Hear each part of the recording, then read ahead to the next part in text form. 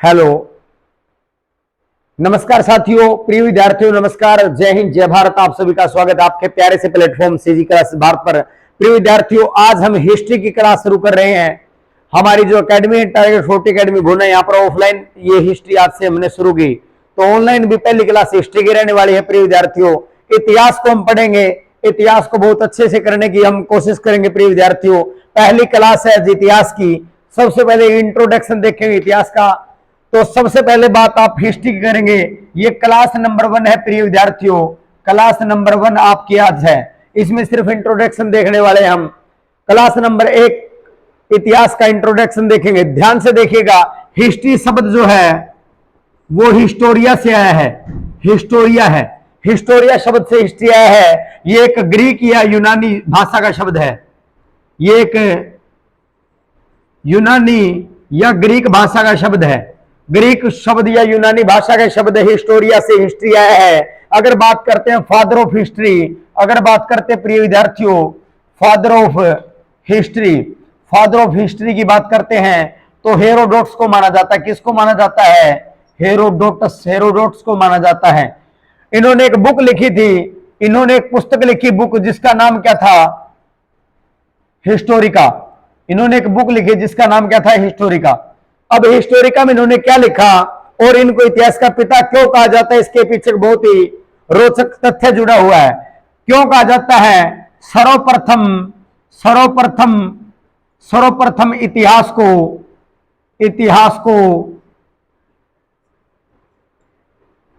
क्रमबद्ध लिखने का जो श्रेय जाता है, लिखने का श्रेय जाता है वो किसको जाता है? हेरोडोटस को जाता है। हेरोडोटस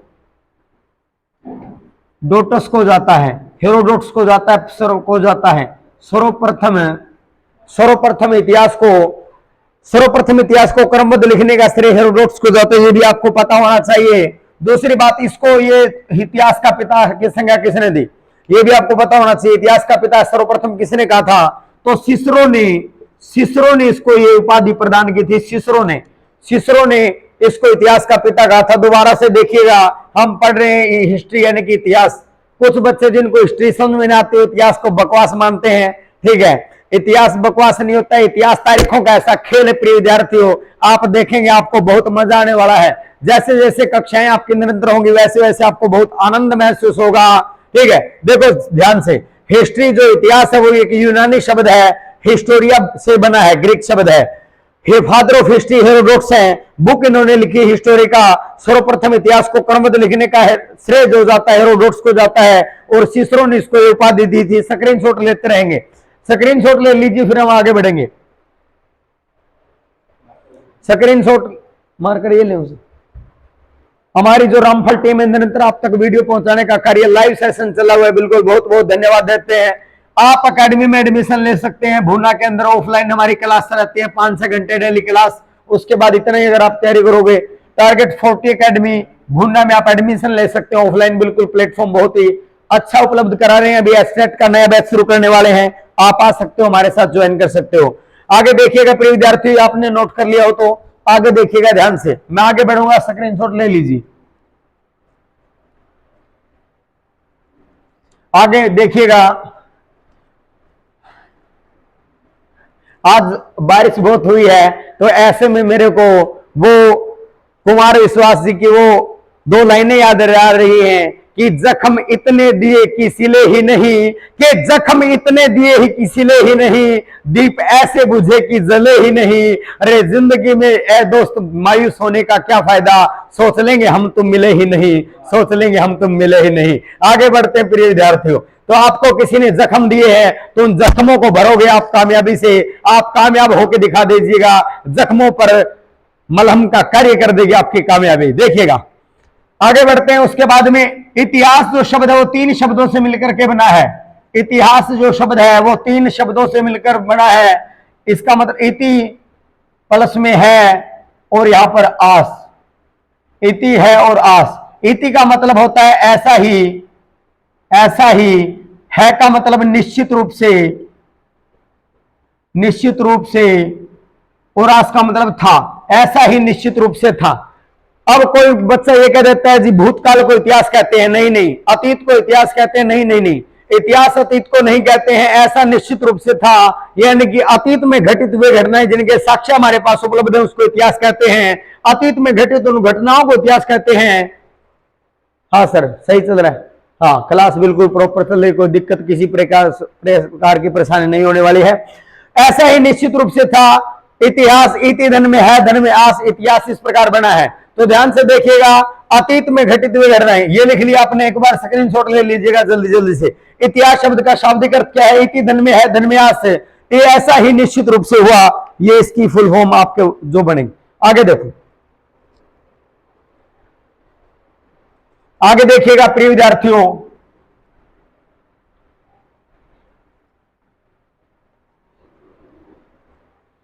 एक विद्वान हुए हैं एडवर्ड हैलटकार। एक विद्वान हुए हैं एडवर्ड हैलटकार। ये सर इंक छोड़ रहा है, ये मार्कर ज्यादा ही कुछ छोड़। देखो परिस्थितियां जैसे भी, माना डिजिटल बोर्ड नहीं है लेकिन व्हाइट बोर्ड से भी काम चला लेते हैं। न हो कमीज तो पांव से पेट ढक लेंगे, कि न हो कमीज तो पांव से पेट ढक लेंगे। ये लोग कितने मुनासिब है सफर के लिए। परिस्थितियां जैसी भी हो प्रिय विद्यार्थियों, आग लगा देनी है, धुम्मा ठा देना है, धुम्मा प्रिय विद्यार्थियों। आगे देखिएगा, एडवर्ड हैलटकार एक विद्वान हुए जिसका नाम क्या था?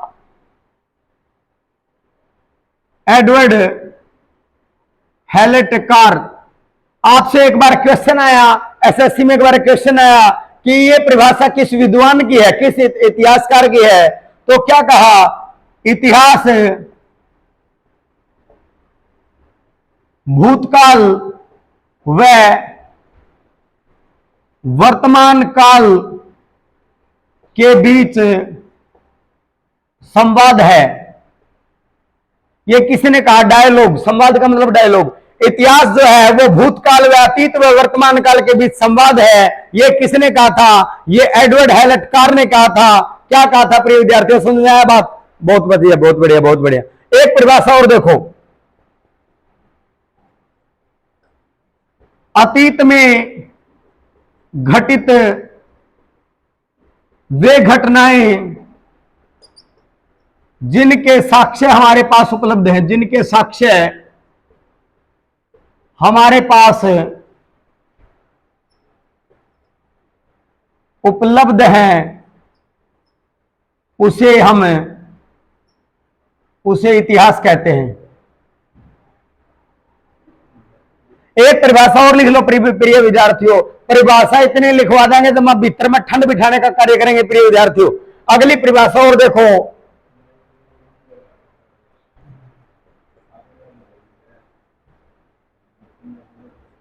Knowledge of investigation.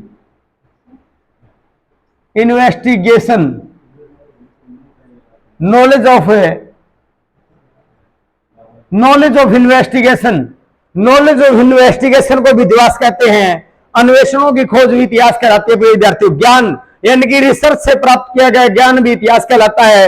एक परिभाषा और लिखा देता हूं प्रिय विद्यार्थियों, इतिहास वे तथ्य हैं जिससे संपूर्ण मानव जाति प्रभावित होती है। ये सर टेक्निकल टीम को कहूंगा कि नीचे तक बोर्ड कवर हो रहा है, देखना। ठीक है, तो मैंने 4 परिभाषाएं यहां से आपको लिखवा दी। सबसे पहले लिखवाई है कि इतिहास भूतकाल व वर्तमान काल के बीच संवाद का कार्य करती है। इतिहास भूतकाल व वर्तमान काल के बीच संवाद का कार्य करती है। किसने कहा? ये एडवर्ड हैलटकार ने कहा। दूसरी परिभाषा, अतीत में घटित हुए घटनाएं जिनके साक्ष्य प्रमाण तथ्य हमारे पास है, उनको इतिहास कहते हैं। तीसरा है knowledge of investigation. Knowledge of investigation अनुसंधान के द्वारा प्राप्त किया गया ज्ञान ही इतिहास है। इतिहास वे तथ्य हैं जिससे मानव जाति प्रभावित हुई है। ये भी तामनियों कह दोगे मानव जाति के ऊपर जी, बोले कि व्यक्तिगत भी तो इतिहास हो सकता है। भगत सिंह के बारे में पढ़ते हैं, वो भी तो इतिहास है। महारानी झांसी की रानी लक्ष्मीबाई के बारे में पढ़ते हैं, वो भी तो इतिहास है। अरे बड़को इतिहास तो है, लेकिन कहने का अभिप्राय मेरा ये है कि उससे कहीं ना कहीं भारतीय स्वाधीनता आंदोलन को एक रफ्तार मिली थी। वो धड़कता था दिल बाजुओं के अंदर कि क्या करना है, क्या करना है, देश को आजाद कराना। प्रिय विद्यार्थियों, आगे देखिएगा इतिहास में तथ्य है। अब आपने बचपन में गोलगप्पे खाए। प्रिय विद्यार्थियों, भगत सिंह वो चीज थी, मात्र 23 साल 5 महीने और 25 दिन जीवित रहे और उन्होंने कहा था जब भी मैं इसके लिए चाहता हूं तो इनकलाब लिखा जाता है।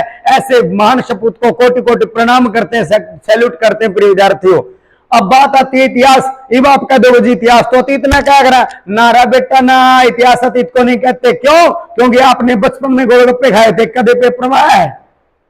हमने बचपन में क्या कार्य किया, क्या कभी आया है? कभी नहीं आता। ये सर थोड़ा पानी पानी टेक्निकल टीम को कह के मैंने थोड़ा पानी मंगाया भाई, क्योंकि बीच में आपको पता मौसम खराब है उस वजह से गले में दिक्कत हो जाती है। तब तक आप इसका स्क्रीनशॉट लें, अपने कॉपी में अच्छे अच्छे नोट्स बना ले। विद्यार्थियों, एचपीएससी ये छोटा लेवल की हिस्ट्री नहीं करवाएंगे आपको, सिर्फ एचएससी। आपको एचपीएससी जो आपको एचसीएस लगते हैं उस लेवल की हिस्ट्री है। एसएससी सीएचएसएल का एग्जाम दे लेना, ऐसी ऐसी हिस्ट्री करवाएंगे आपको, तो आप फटाफट नोट करें।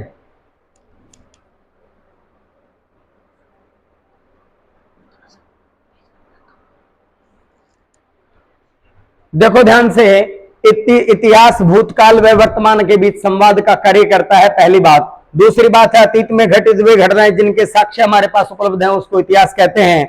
Knowledge of investigation, acquired investigation, यानी कि अन्वेषणों से प्राप्त ज्ञान ही हम इतिहास बोलते हैं। इतिहास में वे तथ्य जिससे संपूर्ण मानव जाति प्रभावित होती है, कहीं ना कहीं इतिहास है। अब आपने बस सुने मामा के गए क्या खाया क्या पिया, वो इंडिविजुअल है, वो कभी भी इतिहास का पार्ट नहीं होगा। तो इसका मतलब ये नहीं हुआ भूतकाल को इतिहास कहते हैं। भूतकाल और इसमें बहुत फर्क होता है इतिहास में।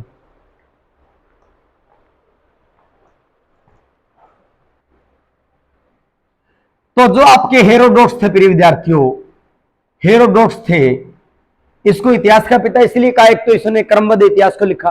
दूसरी बात है भारत और फारस के देशों के बीच संबंधों का वर्णन भी किस पुस्तक में मिलता है? हिस्टोरिका में मिलता है।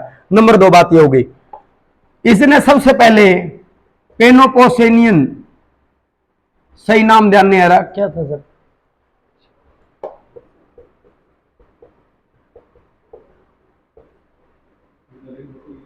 पेलोपोनेशियल के युद्ध का वर्णन किया है। यह युद्ध किन दो देशों के बीच में हुआ था? स्पार्टा और एथेंस के बीच में युद्ध हुआ। कहां था? ग्रीस के अंदर हुआ था। ग्रीस एथेंस की राजधानी, एथेंस ग्रीस की राजधानी है। पेलोपोनेशियन का जो युद्ध हुआ वो स्पार्टा और एथेंस के बीच में हुआ, ग्रीस के अंदर हुआ। इसमें कौन विजयी हुआ? स्पार्टा विजयी हुआ। सबसे पहले पुस्तक में जो लेख है हिस्टोरिका में इसी युद्ध का वर्णन है। इसमें भारत और फारस के देशों का भी वर्णन मिलता है। और मैंने बताया सबसे पहले क्रमबद्ध का मतलब होता है सीक्वेंस में, पहले तारीख वाइज, मतलब पहले प्राचीन इतिहास फिर मध्यकालीन आधुनिक, जो भी इसने ऐसे लिखा एक क्रमानुसार लिखा, इसलिए इसको इतिहास का पिता कहा जाता है। अच्छा, दूसरी बात यह है भारतवासी जो हेरोडोट्स है उसको किस नाम से पुकारते थे, यह जानते हैं? यह बताना आपको, यह बहुत अच्छा क्वेश्चन आ सकता है। हेरोडोट्स को भारतीय किस नाम से? तो हरिदत्त, भारतवासी इसको हरिदत्त बोलते हैं, हरिदत्त। अब ये तो विश्व इतिहास के जनक हो गए। अगर मैं पूछूं भारतीय इतिहास का जनक किसे माना जाता है तो वो बताएं। कई तो बोलेंगे मैकियावेली को बोला जाता है, मैकियावेली। कई तो बोलते हैं मैकियावेली को नहीं बोलते। अरे मित्र, मैकियावेली को नहीं बोलते। मैकियावेली से पहले भारत के अंदर एक विद्वान हुए, पाराशर और सत्यवती के पुत्र, जिसका नाम था महर्षि वेदव्यास। पाराशर ऋषि और सत्यवती की संतान, जो वही सत्यवती बाद में शांतनु की पत्नी भी बनी। तो बात करते हैं प्रिय विद्यार्थियों महर्षि वेदव्यास, जिसने क्या लिखा? भारतीय इतिहास का प्रथम ग्रंथ अगर कह सकता हूं तो कोई इसमें दुराई नहीं होगी, महाभारत लिखा था, महाभारत। महर्षि वेदव्यास। बाबू का नाम क्या था? बाबू का नाम था पाराशर ऋषि, पाराशर। माता का नाम क्या था? सत्यवती था। ये वही सत्यवती थी जो एक मछुआरे की केवट राज मछुआरे की पुत्री थी और बाद में शांतनु की पत्नी बनी। और शांतनु से इसको 2 संतानें भी, विचित्रवीर्य और चित्रांगद, ये भी आपको पता होना चाहिए। और फिर विचित्रवीर्य चित्रांगद की तो मृत्यु हो जाती है। विचित्रवीर्य की 2 पत्नियां अंबालिका अंबिका से दो पुत्र रत्न पैदा होते हैं, पांडु और कौरव, और कौरवों के 100 पुत्र होते हैं और पांडु के 5 पुत्र होते हैं। ये महाभारत की कहानी है प्रिय विद्यार्थियों। ऐसा ज्ञान दे देंगे तने, ऐसा ज्ञान दे देंगे प्रिय विद्यार्थियों, कभी जिंदगी में सोते वक्त भी हिस्ट्री करोगे आप। ठीक है, महर्षि वेदव्यास की बात करते प्रिय विद्यार्थियों, महाभारत लिखी थी। अब महाभारत के विषय में थोड़ी सी बात बता ही देता हूं। विश्व की सबसे प्रसिद्ध बुक पुस्तकों में से एक है श्रीमद् भगवत गीता, जिसका लगभग सभी भाषाओं में ट्रांसलेट हो चुका है। धनुष बाण दिया गेर, अर्जुन ने करा पागल लड़ा भेष, और श्री कृष्ण जी लगे सुनाने गीता का उपदेश। गीता का उपदेश जिसको संपूर्ण विश्व मानता है प्रिय विद्यार्थियों। महाभारत जब शुरुआत में लिखी तो थी गणेश ने, लेकिन बोला किसने था? बोला था महर्षि वेदव्यास ने। दृष्टद्युति और सरस्वती नदियों के बीच में बैठ करके, इनके कंठारे पर बैठकर लिखी गई महाभारत आपकी गणेश ने लिखी। और बोला किसने? महर्षि वेदव्यास ने श्लोकों को बोला। शुरू में 8800 श्लोक थे और इसका नाम क्या था? जय संहिता था। जय संहिता था। उसके बाद में इसमें श्लोकों की संख्या हो गई आपकी 24,000 और इसको भारत कहा जाने लगा, भारत। उसके बाद 24,000, उसके बाद श्लोक लगभग 1 लाख है वर्तमान के अंदर, और इसको महाभारत कहा जाता है। महाभारत भारतीय इतिहास के पिता की मैं बात करता हूं, इसलिए बता दिया। कभी कहते सर आप तो विषय से भटक गए, सारा मास्टर विषय से कदे भटकाएगा नहीं। ध्यान से देखो, महर्षि वेदव्यास भारतीय इतिहास के पिता कहलाते हैं। पराशर पिता का नाम था, सत्यवती माँ का नाम था। यही सत्यवती बाद में लव मैरिज करवा लेती है किसके साथ गया, या बाद में लव मैरिज करवा लेती है शांतनु के साथ। और शांतनु का बेटा था भीष्म पितामह, जो कि गंगा से पैदा हुआ था। 7 बेटे हुए थे जो कि गंगा में बहा दिए थे। 8वां पुत्र कौन सा पैदा हुआ? भीष्म पितामह, जिसका नाम था देवव्रत। लेकिन यो कहने लगी शांतनु की दूसरी पत्नी कौन सी? सत्यवती।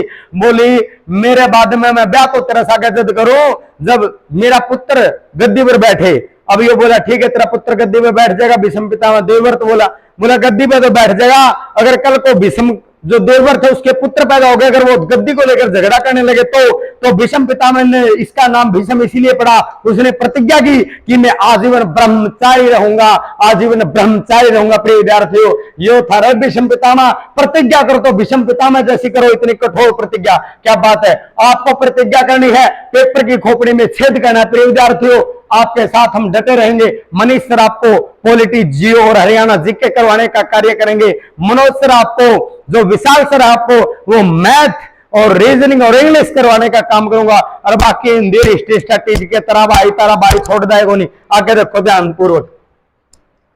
तो अगर पेपर में महर्षि वेदव्यास आए तो महर्षि वेदव्यास कर देना, अगर मैकियावेली आए और महर्षि वेदव्यास न आए तो मैकियावेली कर देना। भारतीय इतिहास के पिता वैसे थे, ओरिजिनल वास्तव में जो थे वो महर्षि वेदव्यास ही थे।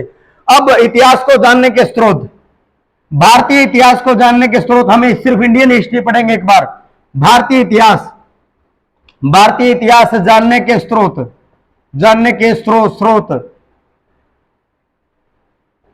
तो कौन कौन से थे ध्यान से देखिएगा। सबसे पहले आपका जो आएगा, 3 भागों में इसको हम डिवाइड करेंगे। सबसे पहले जो आएगा पुरातात्विक स्रोत आएगा। ये कौन कौन से होते हैं ध्यान से देखिएगा। पुरातात्विक में क्या क्या आएगा? अवशेष आएगा, जैसे कि कालीबंगन से काले रंग की चूड़ियां मिली, इसीलिए उसका कालीबंगन नाम पड़ गया। ठीक है, गेहूं के अवशेष मिले, चावल के अवशेष मिले हड़प्पा सभ्यता से। हमें पत्थर के अवशेष मिले, पुरा पाषाण काल, मध्य पाषाण, नव पाषाण काल का पता लगता है। तांबे की चीज मिले, ताम्र युग से पता लगता है। आगे देखिएगा अवशेष, उसके बाद में सिक्के, उसके बाद में मुहरे, उसके बाद में स्मारक, उसके बाद में मूर्तियां। ये सारी की सारी चीजें क्या बताती हैं? हमें भारतीय इतिहास के बारे में जानकारी देती हैं। उसके बाद आपके साहित्यिक सोर्सेज आ गए। दूसरे नंबर पे आ गए साहित्यिक स्रोत को 2 भागों में बांट दिया जाता है। एक तो होते हैं धार्मिक, एक होते हैं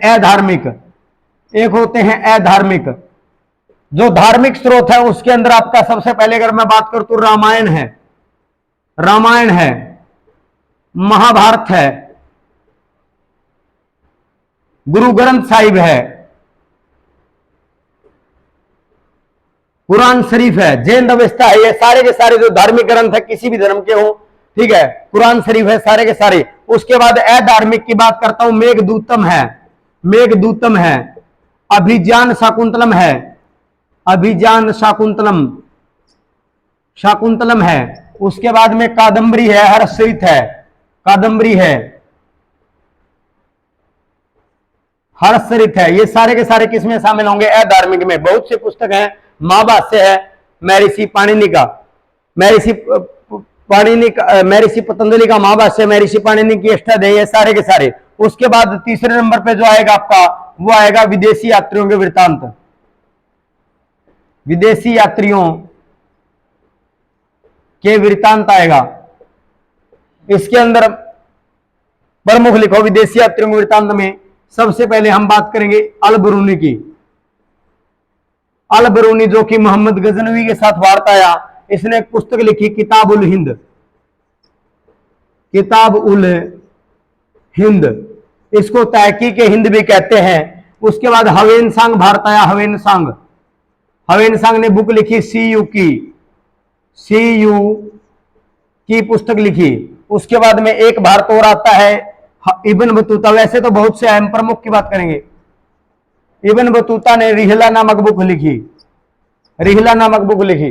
ध्यान से देखिएगा, ध्यान से देखिएगा प्रिय विद्यार्थियों, भारतीय इतिहास जानने के स्रोत की मैं बात करता हूं। भारतीय इतिहास को जानने के सोर्सेज, सबसे पहले आएगा पुरातात्विक स्रोत है, अवशेष, सिक्के, मोहरे, स्मारक मूर्तियां। अवशेष, सिक्के, मोहरे, स्मारक मूर्तियां, ये हमें कहीं ना कहीं इतिहास के बारे में जानकारी देती हैं। दूसरी बात करेंगे साहित्यिक स्रोत, इसको दो भागों में बांट दिया जाता है, साहित्यिक स्रोत और धार्मिक स्रोत, धार्मिक और धार्मिक। रामायण है, महाभारत है, गुरु ग्रंथ साहिब है, उस काल के बारे में, इतिहास के बारे में कहीं ना कहीं हमें जानकारी दे रही है। उसके बाद में बात करते हैं हम अधार्मिक में, मेघदूतम है, ऋतुसारम है, कुमार संभवम है, रघुवंशम है, विक्रम उर्वशीम है, मालविक अग्निमित्रम है। कितने भी पुस्तक आप ले सकते हो जो इतिहास की जानकारी देते हैं। ठीक है, पाणिनि का अष्टाध्यायी है, महर्षि पतंजलि का महाभाष्य है। ठीक है, पंचतंत्र विष्णु शर्मा का पंचतंत्र है, आचार्य चाणक्य की अर्थशास्त्र है, कितने भी पुस्तकें ले लीजिए। उसके बाद में विदेशी यात्रियों में वृत्तांत अल बरूनी की किताबुल हिंद है, किताबुल हिंद का दूसरा नाम तहकीक हिंद भी है। हवेनसांग का सीयूकी है, सीयूकी को हिंदी में पश्चिम का वृत्तांत कहते हैं, हवेनसांग का रेला है। तो आज की क्लास में इतना ही सर, टेक्निकल आज की क्लास में इतना ही। इतिहास का हमने परिचय किया, इतिहास को जानने के सोर्सेज किए। बाकी हम कल की क्लास में मिलेंगे, ऐसे हिस्ट्री रेगुलर चलेगी। साथ में एक क्लास में और कोशिश करूंगा स्टैटिक जीके की लेने की, हरियाणा जीके, और आपको जो पॉलिटी जीव है वो मनीष सर करवाएंगे। मैं स्टैटिक जीके हिंदी और आपको हिस्ट्री करवाऊंगा। तो इन्हीं शब्दों के साथ जय हिंद, जय भारत, पढ़ते रहिए, आगे बढ़ते रहिएगा।